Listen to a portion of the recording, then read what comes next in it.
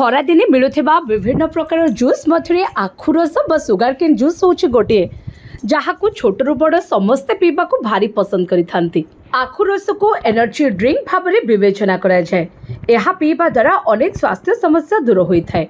तेरे आज वीडियो रे मु आपण को कहबी आखु रस पीवा द्वारा आमको केउ सबु उपकार मिलता है व फायदा मिलता है।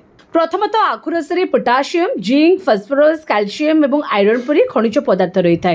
एथिरे विटामिन ए, बी और सी भरपूर मात्रा रे थाए, जहाँ फल आम शरीर को ठंडा करने सहित आमको तत्क्षणात शक्ति प्रदान करिथाए। आखु रस फाइबर अधिक थाए, जहाँ फल यह पीवा द्वारा कोष्ठकाठिन्य समस्या मुक्ति मिलता है एवं हजम प्रक्रिया उन्नति होता है। से आखु रस पीले डिहाइड्रेशन समस्या मुक्ति पाई परिबे एवं ग्रीष्म समय आखु रस पीले रोग प्रतिरोधक शक्ति वृद्धि पाई थाए।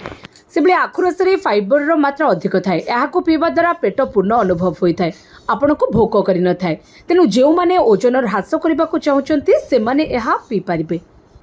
आखु रस आम शरीर में प्रोटीन स्तर वृद्धि करिथाए एवं आखु रस पीवा द्वारा श्वासक्रिय समस्या होई न थाए। जंडिस रोगी आखु रस भल अटे एवं यकृतर कार्य को उन्नत करिथाए, रोग सृष्टि करथिबा पदार्थ को बाहर कर देइथाए।